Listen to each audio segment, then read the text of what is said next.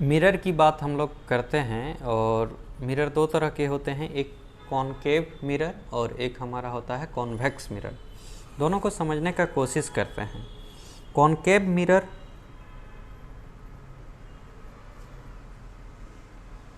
और एक हो गया हमारा कॉन्वेक्स मिरर। ठीक है, तो कॉनकेव, केव्स, यहाँ पे केव आपको दिख रहा है। केव मतलब अगर लाइट केव के अंदर, गुफा के अंदर प्रवेश करता है तो वो हमारा क्या होता है, कॉनकेव मिरर होता है। कॉनकेव मिरर हो गया, लाइट इधर से यहाँ पे इंटर करेंगे और इस मिरर के जो बाहरी साइड है, ये जो आउटर साइड है, इसको हम लोग किससे कलर कर देते हैं, सिल्वर से। ठीक है, या फिर इसके ऊपर ब्लैक पेंट कर देते हैं ताकि लाइट का रिफ्लेक्शन हो सके।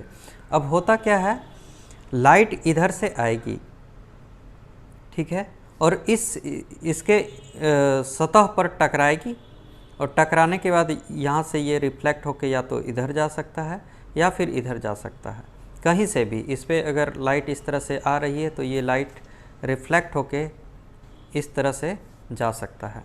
तो कॉनकेव मिरर में आपको ये ध्यान रखना है कि केव के अंदर लाइट जाती है और वहाँ से रिफ्लेक्ट हो जाती है। इसका मतलब ये जो साइड है इसका, ये हमारा रिफ्लेक्शन साइड है।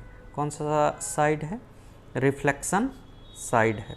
यहाँ पे रिफ्लेक्शन देखने को मिलता है और ये जो इसके आउटर पार्ट है, यहाँ पे पेंट किया हुआ रहता है ब्लैक या सिल्वर।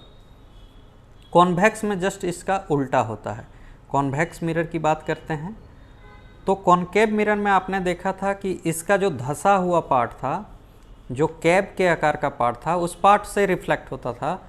लेकिन कॉन्वेक्स मिरर में क्या होगा, ये इसके आउटर पार्ट से ही रिफ्लेक्ट होना स्टार्ट हो जाएगा। मतलब यहाँ पे जाएगा और यहीं से ये रिफ्लेक्ट होना स्टार्ट कर जाएगा। बहुत सारी रेज जा सकती हैं इस तरह से और इस तरह से रिफ्लेक्शन देखने को मिल सकता है। और इसके इधर वाले पार्ट क्या होंगे, इधर ब्लैक पेंट किए हुए रहेंगे या सिल्वर कलर किया हुआ रहेगा। तो ये एक बेसिक डिफरेंस होता है कॉनकेव मिरर और कॉन्वेक्स मिरर में। इसका रिफ्लेक्शन पार्ट हमारा ये होगा, रिफ्लेक्शन साइड हमारा ये होगा। अब देख सकते हैं कॉन्वेक्स जो है ये उठा हुआ इस तरह से कोई मिरर है, ठीक है। लेकिन जो कॉन्वेक्स है ये हमारा क्या है, धंसा हुआ पार्ट आपको दिखेगा। इस तरह से हम लोग दोनों को कैटेगराइज कर सकते हैं। अब थोड़ा सा और समझने का कोशिश करते हैं इसमें जो टर्मोलॉजी यूज होते हैं उसको। देखिए, कोई भी मिरर बना होगा तो वो किसी बड़े मिरर को तोड़ के बनाया गया होगा या सर्कल शेप के मिरर को तोड़ के बनाया गया होगा। तो उसी को हम लोग कॉन्सेप्ट में लेके यहाँ पे समझने का कोशिश करते हैं। हम अभी कॉनकेव मिरर ले रहे हैं। कॉनकेव मिरर का ये आउटर पार्ट हमारा क्या होगा, ब्लैक कलर किया हुआ रहेगा, ठीक है। ये हमारा इंटरनल पार्ट है। तो ये जो कांच है ये टूटा होगा तो कोई ऐसा एज्यूम करेंगे कि कोई सर्कल टाइप का कांच होगा और उसको तोड़ के ये मिरर बनाया गया होगा। तो ऑब्वियस सी बात है कि अगर ये सर्कल है, अगर ये सर्कल मिरर होगा तो इसका कहीं ना कहीं क्या होगा, सेंटर होगा। कहीं ना कहीं क्या होगा, सेंटर होगा। तो इसको हम लोग सी से डिनोट करते हैं, इस पॉइंट को, जो सर्कल का मतलब उस कांच का जो सेंटर होगा वो क्या होगा, सी होगा। सी फॉर सेंटर ऑफ कर्वेचर बोल देंगे इसको, ठीक है, centre of curvature. Centre of curvature आपको पता चल गया। अब ये जो मिरर है, मिरर के जो बीच वाले पार्ट होते हैं, मिड पॉइंट, इसको बोलते हैं हम लोग पोल। इसको क्या बोलते हैं, पी से डिनोट करते हैं, P for pole, pole of the mirror. ये क्या हो गया, पोल ऑफ द मिरर। कहाँ पे होगा, जैसे कि अगर ये कोई मिरर है तो इस मिरर का जो ये मिड पॉइंट होगा ये हमारा पोल कहलाएगा। और ये मिरर एक सर्कल की तरह अगर बिहेव कराते हैं तो इसका जो सेंटर होगा वो होगा सेंटर ऑफ कर्वेचर। उसको क्या बोलेंगे, सेंटर ऑफ कर्वेचर, ठीक है। इतनी बात समझ में आपको आ गया। अब देखिए, जो सेंटर और जो पोल है इसका जो लेंथ होगा, सेंटर और जो हमारा पोल है इसका जो लेंथ होगा, इस इसे बोलेंगे हम लोग प्रिंसिपल एक्सिस। क्या बोलेंगे? इसको बोल देंगे हम लोग प्रिंसिपल एक्सिस।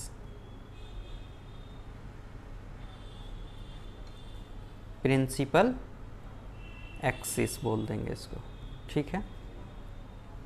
और ये देखिए, इस तरह से अगर सर्कल बना होगा, इस तरह से अगर सर्कल बना होगा, तो ये जो सेंटर से पोल की जो दूरी होगी, ये हमारा क्या होगा? रेडियस भी तो होगा, रेडियस ऑफ द सर्कल होगा।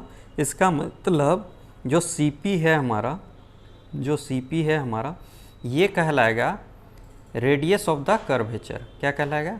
रेडियस ऑफ द कर्वेचर, ठीक है। और इसके जो मिड पॉइंट होते हैं, मतलब C और P, ये जो प्रिंसिपल एक्सिस था हमारा, C और CP प्रिंसिपल एक्सिस था, इसका जो मिड पॉइंट होगा वो होगा हमारा फोकस। वो क्या होगा? फोकस होगा। इसको बोल देंगे हम लोग, क्या बोलेंगे? इसको बोलेंगे फोकस या फिर फोकल, ठीक है। फोकल, फोकस या फिर फोकल पॉइंट बोल देंगे, ठीक है। पॉइंट, फोकस या फिर फोकल पॉइंट बोल देंगे, ठीक है। सारी बातें आपको समझ में आ गया। ये सर्कल है, सर्कल का सर्कल है ये पूरा, एक कांच का सर्कल है, उसका एक सेंटर होगा जिसको बोलेंगे सेंटर ऑफ कर्वेचर। जो हमारा कॉनकेव मिरर है, इसका जो मिड पॉइंट होगा वो हमारा पोल ऑफ द मिरर होगा। जो CP मतलब सेंटर से पोल की जो दूरी होगी वो किस एक्सिस पे होगी? वो होगी प्रिंसिपल एक्सिस पे। और CP क्या है? एक रेडियस ही तो है सर्कल का, इसलिए इसको बोल देंगे radius of the curvature. C और F के बीच का जो मिड पॉइंट होगा वो होगा F, और इसको बोलेंगे फोकस या फोकल पॉइंट। इतनी बात समझ में आ गया आपको, ठीक है। अब यहाँ पे देखते हैं, एक बार फिर से इसको रिगेन करते हैं। ये हमारा मिरर था, कॉनकेव मिरर था। ये यहाँ पे क्या होगा? यहाँ पे पोल होगा। यहाँ पे क्या होगा? यहाँ पे सेंटर होगा। सेंटर और पोल के बीच में यहाँ पे ये क्या होगा? फोकस होगा। और सेंटर और पोल को का जो लेंथ होगा उसको क्या बोलेंगे? उसको क्या बोलेंगे? Radius of the curvature R। तो आप देख पा रहे हैं ये पूरा अगर radius of the curvature R है, तो ये जो इसकी जो लेंथ है, मतलब CP की जो लेंथ है वो कितनी होगी? वो होगी R/2, ठीक है। या FP की जो लेंथ होगी वो कितनी होगी? वो होगी R/2। मतलब कि फोकल लेंथ यहाँ पे क्या है? फोकल लेंथ यहाँ पे लेंगे, जो भी लेंथ मेजर करेंगे हम लोग वो पोल से मेजर करेंगे, ठीक है। इस पोल से F की दूरी को बोलेंगे फोकल लेंथ, ठीक है। इस पोल से F की दूरी को फोकल लेंथ बोलेंगे। तो फोकल लेंथ कितना होगा? फोकल लेंथ हो जाएगा हमारा R/2। मतलब क्या? Radius of the curvature divide by 2। ये हमारा क्या हो जाएगा? फोकल लेंथ हो जाएगा।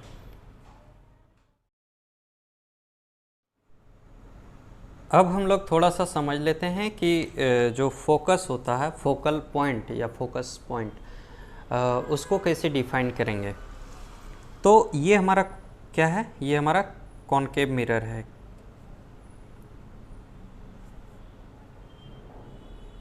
ये हमारा कॉनकेव मिरर है।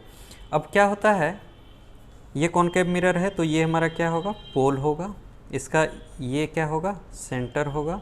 सेंटर और पोल के बीच में यहाँ पे क्या होगा? फोकस पॉइंट होगा। मैं इसको थोड़ा सा और बड़ा कर देता हूँ इस तरह से।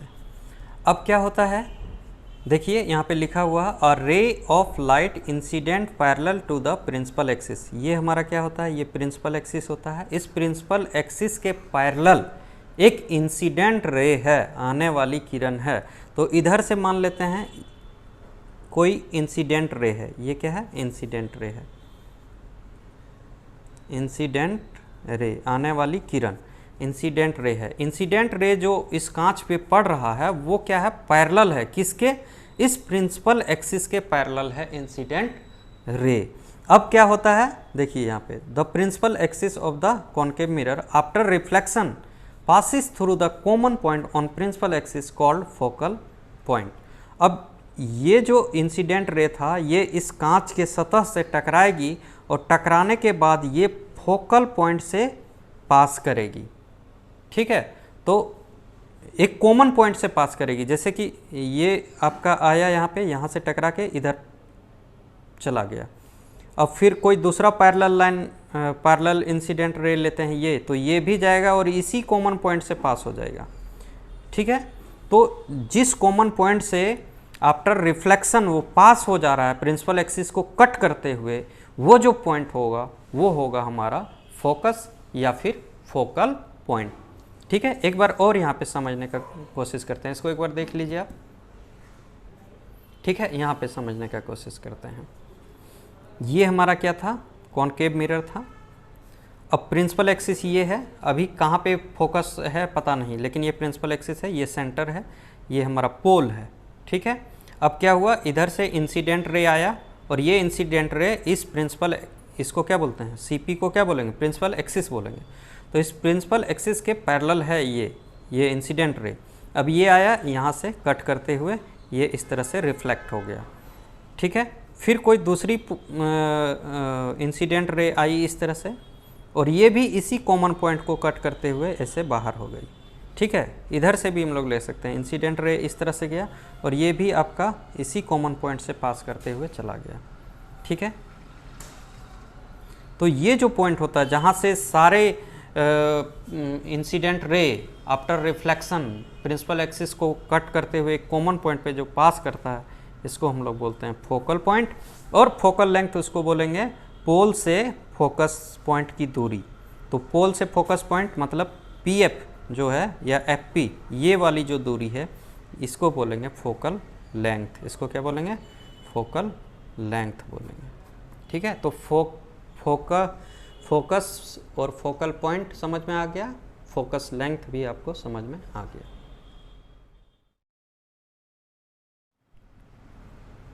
ओके फ्रेंड्स, अब देखते हैं rules to draw image for concave mirror. अभी कॉनकेव मिरर की बात करते हैं, बाद में फिर कॉन्वेक्स मिरर की भी बात करेंगे। इसके कुछ रूल्स होते हैं इमेज को ड्रॉ करने के लिए। अभी हम लोग 3 देखेंगे, 1, 2 और 3 रूल्स देखते हैं। पहला रूल ये कहता है कि अगर कोई इंसिडेंट रे है, तो आफ्टर रिफ्लेक्शन वो कहाँ से पास करता है, वो फोकस से पास करता है, एफ से पास करता है। इससे पहले हमने बताया था आपको। ठीक है, ये सी है मान लेते हैं और ये हमारा पी है, पोल है। तो कोई भी रेखा है, वो आने वाली किरण है, वो इस सतह से टकराने के बाद फोकस बिंदु से पास करते हुए क्या होती है, गुजर जाती है। ये पहला पॉइंट हुआ। अब इसमें और भी रेखाएं हो सकती है। ये रेखाएं मान लो यहाँ से गया, ये भी कहाँ से पास कर जाएगा, ये भी फोकस से पास कर जाएगा। ठीक है, इस तरह से ये पहला आपने रूल पढ़ लिया है। दूसरा रूल ये कहता है, ये मान लो सेंटर है, ये मान लो एफ है और ये मान लो पी है। दूसरा रूल ये कहता है कि अगर कोई फोकस से पास होती है, अगर कोई लाइन फोकस से पास होते हुए इस प्लेन के इस रिफ्लेक्टिंग पार्ट से टकराती है, ठीक है, टकराने के बाद फिर वो प्रिंसिपल एक्सिस के पैरेलल ही हो जाती है। मतलब ये दोनों एक तरह से रिवर्स ही है। इसमें क्या हो रहा था, इसमें पैरेलल इंसिडेंट रे आती थी और आप रिफ्लेक्शन के बाद, टकराने के बाद वो क्या होता था, फोकस बिंदु से गुजर जाता था। और इसमें क्या हो रहा है, इसमें हम लोग फोकस से ही वो इंसिडेंट रे पास करा दे रहे हैं। तो फोकस से जब पास कराएगा, रिफ्लेक्टिंग सरफेस से रिफ्लेक्ट होगा और फिर से जाके ये वाली जो रेज हैं, ये हमारा प्रिंसिपल एक्सिस के पैरेलल ही हो जाएगा। ठीक है, ये रिवर्सिबिलिटी ऑफ द इसका रिवर्स ही ये हो गया। ठीक है, रिवर्सिबिलिटी भी बोलते हैं इसको। तीसरा जो हमारा रूल है, ये बहुत ही इम्पोर्टेंट रूल है।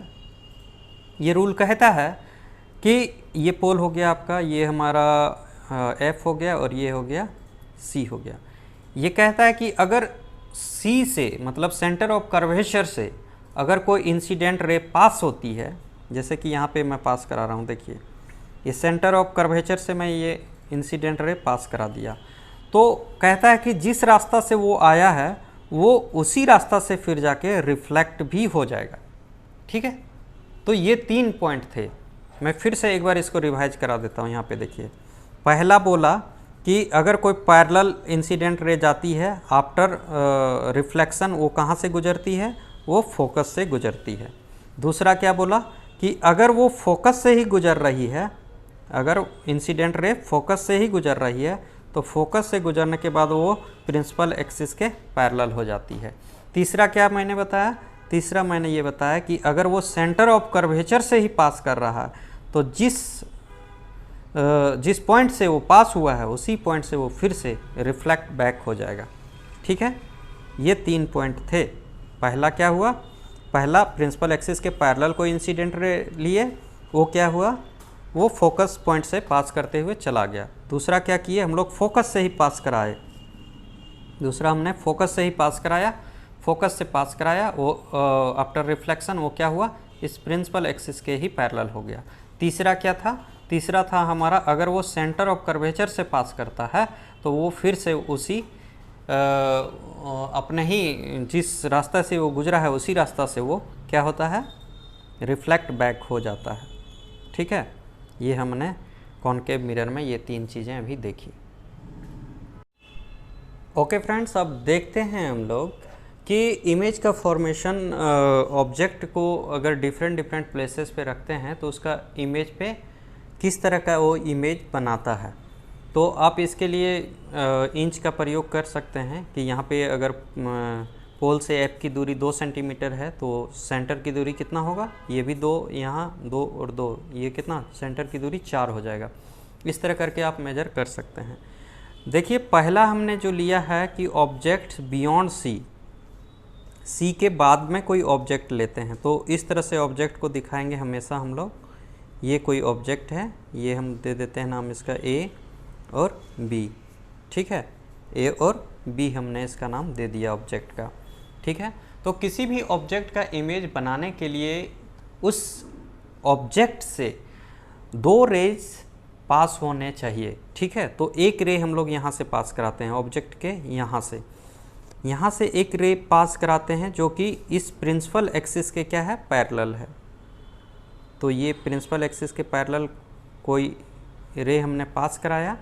अब क्या होगा, हमारा रूल क्या कहता है कि अगर प्रिंसिपल एक्सिस के पैरेलल कोई रे है तो वो एफ पॉइंट से होते हुए गुजरेगी, मतलब यहाँ से होते हुए वो रिफ्लेक्ट होगी, है ना।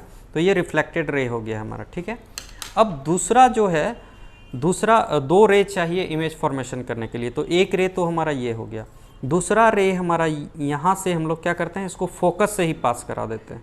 तो इसको अब हम लोग क्या कर रहे हैं, फोकस से ही पास करा दे रहे हैं।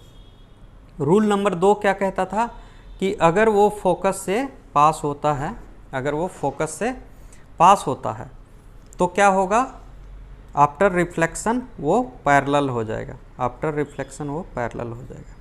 तो इस तरह से वो पैरेलल हो गया, मतलब कि ये फोकस से ही पास कराए दूसरी रेखा और वो आफ्टर रिफ्लेक्शन क्या हो गया, पैरेलल हो गया। अब दोनों ही रेखाएं जो आफ्टर रिफ्लेक्शन हुआ है, रिफ्लेक्शन के बाद कहीं ना कहीं कट किया होगा, कहीं ना कहीं कहाँ कट किया होगा, तो यहाँ पे कट किया है। तो ये जो कट किया है यहीं पे इस ऑब्जेक्ट का इमेज बनेगा। ठीक है, तो ये मैं यहाँ से प्रिंसिपल एक्सिस पे एक लाइन ड्रॉ करता हूँ और इसका नाम क्या हो जाएगा, इसका नाम हो जाएगा बी डैश और ए डैश। तो अब देख सकते हैं ए बी ऑब्जेक्ट था, इसका जो इमेज बना वो सी और एफ के बीच में बना और इसकी साइज देख सकते हैं आप, अगर ये इसकी साइज बड़ी थी तो इमेज इसकी क्या बनी, यहाँ पे इसकी इमेज बनी छोटी। ठीक है, तो अब हमसे पूछा जाता है कि जब बियॉन्ड सी रखेंगे तो इमेज क्या बनेगा, कहाँ पे बनेगा, कैसा बनेगा, साइज कैसा रहेगा, तो ये सारी चीज़ें हमको यहाँ से पता चल जाएंगी।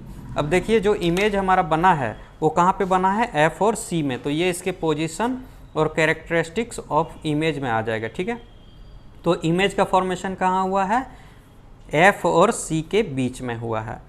और कैसा है इमेज, ये देखिए सीधा इमेज था और ये हमारा इमेज कैसा बन गया, ये इमेज बन गया जस्ट इसका उल्टा। तो उल्टा जब बन जाए इमेज तो उसको बोलेंगे इन्वर्टेड, उसको क्या बोलेंगे, इन्वर्टेड। अब जहाँ पे रिफ्लेक्टेड रे, दोनों रिफ्लेक्टेड रे एक दूसरे को कट करता है, वो जो पॉइंट होता है वो रियल पॉइंट पे कट करता है, ठीक है। इसका मतलब जो इमेज बनेगा वो भी हमारा क्या बनेगा, रियल बनेगा। मतलब कि जो रिफ्लेक्टेड रे था वो कहीं ना कहीं अपने आप को जहाँ पे कट करता हो, अगर सचमुच में वो कट करता है तो रियल इमेज बनेगा, और अगर कट नहीं करता है तब इमेजिनरी वगैरह वो हम लोग देखेंगे। अब देखते हैं साइज। इसकी साइज क्या थी, बड़ी थी। इसकी साइज क्या थी, छोटी थी। तो छोटा साइज रहेगा तो इसको बोल देंगे डिमिनिश्ड साइज, ठीक है, डिमिनिश्ड साइज, ठीक है। इतना समझ में आ गया आपको। अब देखते हैं हम लोग, देखिए ऑब्जेक्ट को हमने सी के बाहर रखा, बियॉन्ड सी रखा। अब मैं इस ऑब्जेक्ट को उठा के इसी सी पे रखूँगा, और अगले स्टेप में इस सी से भी आगे लेके आऊँगा, यहाँ पे लेके आऊँगा। तो अभी जब सी के बाहर है, इधर बाहर है, तो इमेज क्या बना, छोटा बना। लेकिन अगर इसी ऑब्जेक्ट को अगर सी पे रखूँगा तो इमेज क्या होगा, ऑब्जेक्ट के बराबर बनेगा। और इसी को अगर हम लोग और इधर नज़दीक ले आएंगे तो इमेज क्या होगा, बड़ा होने लगेगा। मतलब कि ऑब्जेक्ट अगर इधर घिसकते जाएगा तो इसका इमेज इधर से क्या होगा, बढ़ते हुए चला जाएगा, ठीक है। अगर बड़ा इमेज यहाँ पे बन रहा है, सी के इधर है, तो इधर छोटा बना। अब देखते हैं दूसरा में क्या करेंगे, उसको हम लोग ऑब्जेक्ट को सेंटर ऑफ कर्वेचर पॉइंट जो है वहीं पे रख रहे हैं। दूसरा देखते हैं हम लोग।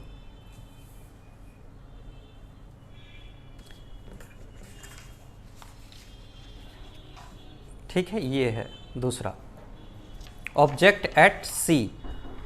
अब ऑब्जेक्ट को कहाँ पे रखना है, सी पर ही रख देना है। यहाँ पे ऑब्जेक्ट रख दिया मैंने, इसका भी नाम दे दिया मैंने ए और बी। अब यहाँ से भी दो रेखाएं पास करनी होंगी। पहला मैं इसके पैरेलल पास कर रहा हूँ, ये गया।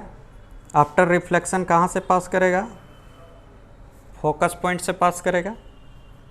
दूसरा मैं क्या किया, फोकस से ही पास करा दिया। आफ्टर रिफ्लेक्शन वो क्या होगा, वो हो जाएगा पैरेलल, ठीक है। आफ्टर रिफ्लेक्शन वो क्या हो जाएगा, पैरेलल, ठीक है। तो आप यहाँ पे देख सकते हैं, थोड़ा सा यहाँ पे पहले कट हो गया, लेकिन ये यहाँ पे कट होगा। यहाँ पे एक दूसरे को कट कर रहा है, तो इसका इमेज भी कहाँ बनेगा, यहीं पे बनेगा, और इसका नाम हो जाएगा बी डैश और ए डैश, ठीक है।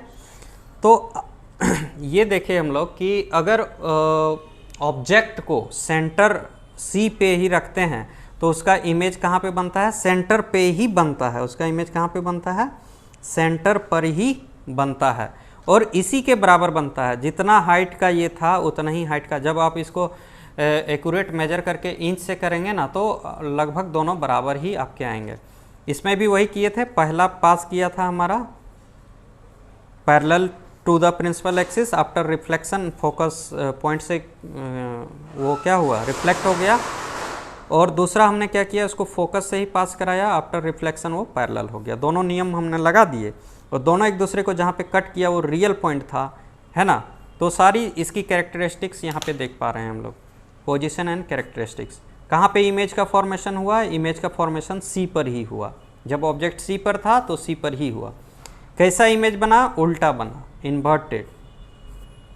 एक दूसरे को रिफ्लेक्टेड रे क्या किया है, सचमुच में कट किया है, इसका मतलब रियल इमेज बना है। और कैसा साइज है इन दोनों का, इन दोनों का साइज सेम साइज है। अब तीसरा देख लेते हैं, जब हम लोग क्या करेंगे, इस सी से भी आगे ले जाके ऑब्जेक्ट को सी और एफ के बीच में रखेंगे, ठीक है। तो तीसरा हमारा ये पॉइंट हो जाएगा, तीसरा पॉइंट हमारा ये हो जाएगा, between C and F. Between C and F मतलब यहाँ पे हम कोई ऑब्जेक्ट को लेते हैं, यहाँ पर भी वैसे ही करेंगे। पहली रेखा गई पैरेलल, आफ्टर रिफ्लेक्शन ये कहाँ से पास कर गई, ये पास कर गई फोकस पॉइंट से। दूसरा क्या होगा, फोकस से ही पास करा रहे हैं, ये पास करा दिए।